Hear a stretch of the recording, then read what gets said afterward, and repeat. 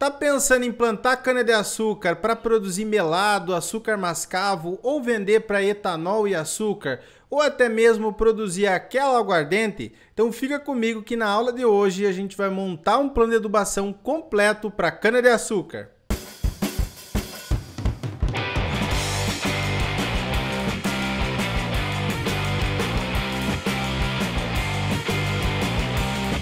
Olá meu povo, sejam todos muito bem-vindos a mais uma aula aqui do canal AgroBrasil. Lembrando para você deixar o like, se inscrever aqui no canal, toda aquela coisa e acompanhar a aula até o final, porque a gente preparou um material bem legal aqui para vocês.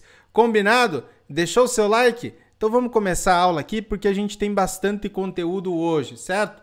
Então a cana-de-açúcar é uma cultura muito interessante para grande propriedade que vai produzir lá o açúcar, vai vender para uma usina, produzir etanol, ou também para pequena propriedade. A gente tem agricultores aqui na nossa consultoria que plantam lá às vezes 1 hectare, meio hectare de cana-de-açúcar para produzir melado, para vender na cidade, para produzir açúcar mascavo, para produzir aguardente, que pode ser muito lucrativo em pequenas propriedades rurais. Então a cana é uma excelente cultura e tem uma versatilidade bastante grande. Ela tem uma certa facilidade com relação aqui aos processos, a condução da lavoura, não é tão suscetível a pragas e doenças e ela acaba sendo bem interessante, não tem um alto custo de implantação em relação a algumas outras culturas, certo? Então a gente vai montar um plano de adubação completo aqui para a cana-de-açúcar. Muito importante, né? Você deve fazer um plano de adubação específico aí para a tua área, porque os níveis de nutrientes podem ser diferentes, né? A característica do teu solo pode ser diferente. Às vezes você copiando aqui a mesma adubação que a gente vai passar, pode ser que não dê certo aí na tua área. Se você precisar, tiver análise de solo, aí aqui abaixo tem um link da nossa consultoria. É só você clicar e nos chamar lá no WhatsApp que a gente pode prestar esse serviço também para vocês, beleza? Mas para você entender como é que funciona aqui, a gente tem um solo de 0,35 centimol de carga por decímetro cúbico, então é considerado um nível de potássio alto, 5 miligramas por decímetro cúbico de fósforo e 65% de saturação por bases. Então a gente não vai precisar fazer aqui uma calagem, tá? 65% já está ideal para cana-de-açúcar. Então nós vamos ter que montar um plano de adubação com base nesses nutrientes principais. Eu poderia levar em consideração algumas outras coisas, micronutrientes, mas mais para o final vou falar sobre isso. Combinado? Então a gente tem um fósforo baixo e um potássio que está alto. Muito bem. Então aqui a gente tem um dado, né, da Yara muito interessante, que é da extração de macronutrientes. Qual que é o principal nutriente que a cana-de-açúcar precisa e que ela extrai em maior quantidade? O potássio. Também extrai bastante nitrogênio, fósforo aí fica um pouco menos, cálcio, magnésio e enxofre também um pouco menos. Mas o principal aqui é potássio. Então a gente deve se atentar como é que está o potássio lá na nossa análise de solo para conseguir fazer um bom plano de adubação. Muito bem, então a gente está utilizando aqui o Manual de Adubação e Calagem para o estado do Paraná com relação à cana-de-açúcar. Você pode pegar outros manuais, outras recomendações técnicas também, certo? Então o Manual do Paraná, ele me dá 3 classificações de produtividade. Menos do que 80 toneladas por hectare de colmos, entre 80 e 100 toneladas por hectare e mais do que 100 toneladas por hectare. E me dá dosagens aqui de nitrogênio. Entre 20 e 30, entre 31 e 50 e entre 51 e 70. Olha só, eu acho pouco essa dose de nitrogênio. Com base em outras pesquisas, em artigos acadêmicos e recomendações de adubação que a gente já fez, né, essa dosagem aqui ela é um pouco baixa. Então o que muitos técnicos, muitos artigos dizem? Que para a produção de 100 toneladas por hectare de colmo de cana-de-açúcar, você precisa de 100 quilos por hectare de nitrogênio. A gente vai fazer aqui uma recomendação para 80 toneladas por hectare de colmo.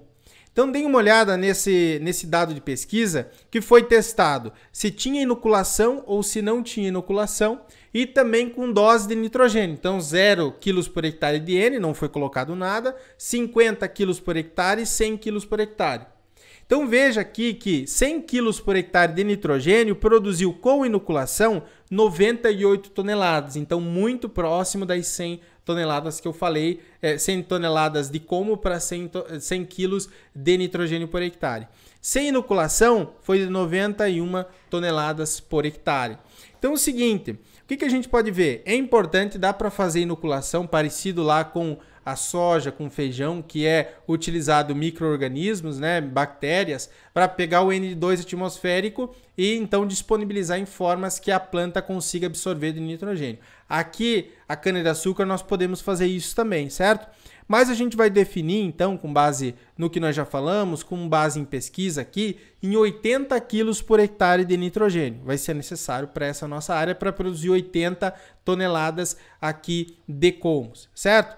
Então a indicação é que seja uma parte junto no sulco de plantio e uma outra parte aplicada em cobertura de 30 a 40 dias após o plantio da cana-de-açúcar. Se o teu cultivo anterior foi leguminosa, pode ser uma ervilhaca, pode ser a própria soja, um feijão, a gente pode descontar um pouco essa quantidade de nitrogênio, pode colocar um pouco a menos. Então se você tivesse uma soja, poderia colocar 50 quilos, poderia colocar 40 quilos por hectare.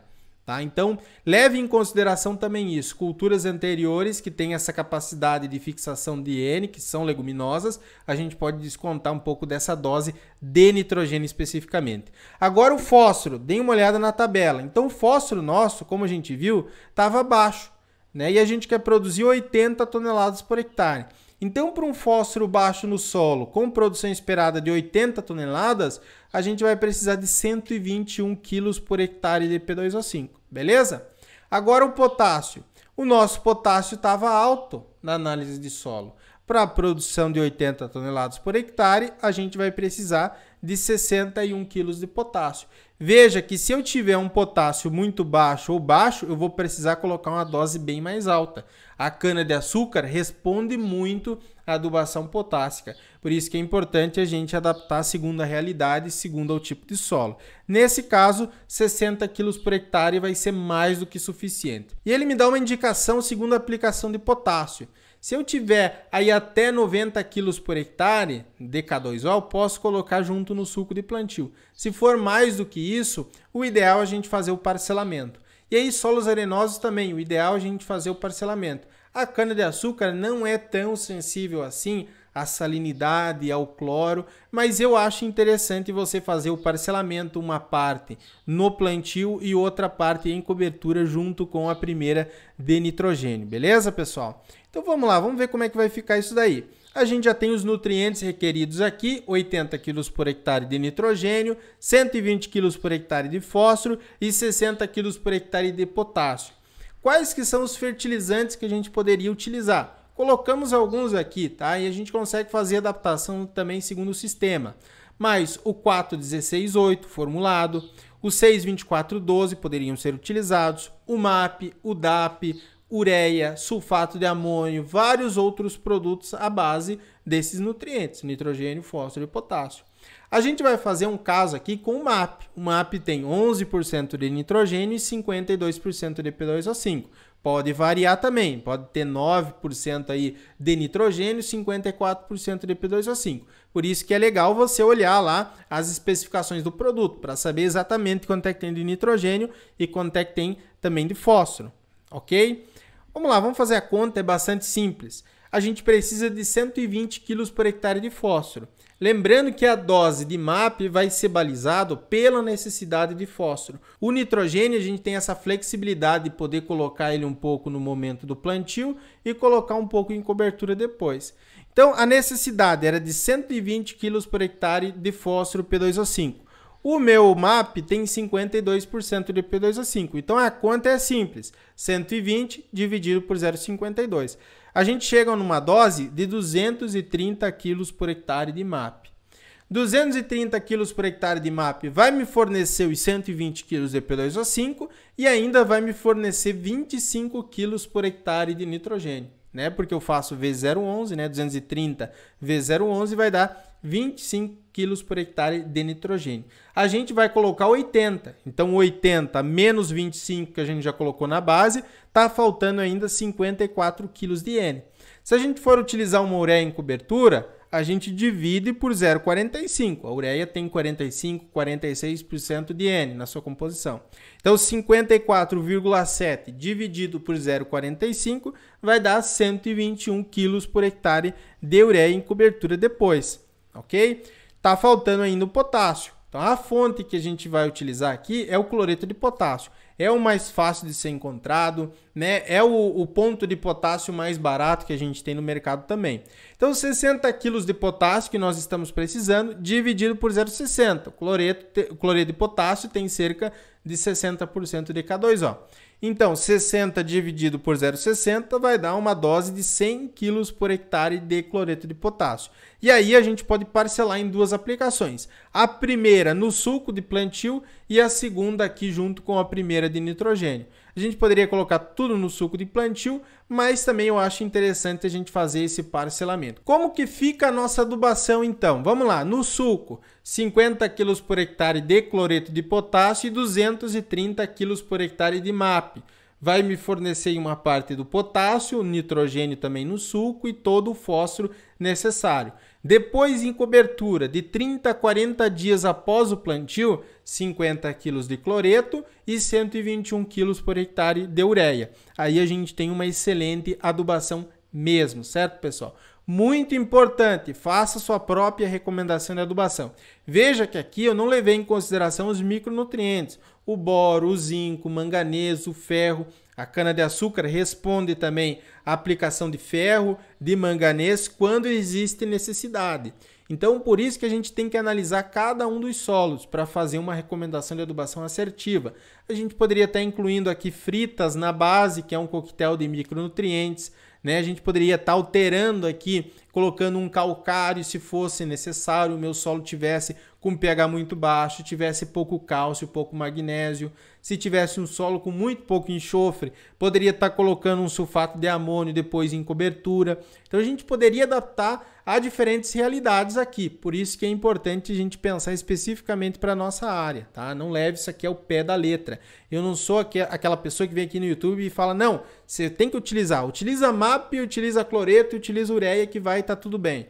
Não é assim, tá? Eu tô mandando a real para vocês. Também estude sobre a cultura, espaçamento, quando que ela produz mais, sobre processamento, sobre pragas, sobre doenças, né? Então é interessante que você estude mais sobre a cultura agrícola. E a cana-de-açúcar pode compensar muito mesmo para pequenas propriedades, né? Aquele cara que queira produzir aguardente é muito lucrativo mesmo em pequena área. Então, meio hectare de cana-de-açúcar, 1 hectare de cana-de-açúcar vai produzir muito aguardente, vai produzir muito melado, vai produzir muito açúcar mascavo, né? Então, pode ser tanto para grande propriedade, para vender para a usina, como para pequena propriedade, aí para você trabalhar com esses produtos. E o subproduto da cana-de-açúcar, que é o bagaço, pode ser utilizado na alimentação animal ainda. Se você quiser aprender tudo sobre adubação ou sobre fertilidade do solo, nós temos a ExaFert, que é a Escola de Adubação e Fertilidade, que a gente vai desde o início da interpretação de análise de solo, depois passa falando sobre correção, tudo sobre correção, sobre calcários, também da adubação orgânica, adubação verde. Na cana-de-açúcar, a gente poderia utilizar uma adubação orgânica, um esterco de bovino, uma cama de frango, né, para colocar um pouco desses nutrientes, para economizar com a adubação mineral. A gente fala sobre tudo isso dentro da Escola de Adubação. Então, se você tiver interesse, aqui abaixo tem um link, é só você clicar e conhecer. E tem a comunidade de alunos da ExaFert que você pode fazer perguntas, né? E a gente responde. Tem todo um suporte personalizado para quem é aluno da ExaFert. Certo, pessoal? Forte abraço, até uma próxima aula e tchau, tchau! Obrigado por assistir o vídeo até o final. Além de curtir, comentar e compartilhar, conheça os nossos cursos profissionais e a nossa consultoria agrícola individual. Para saber mais, é só clicar nos links disponíveis na descrição.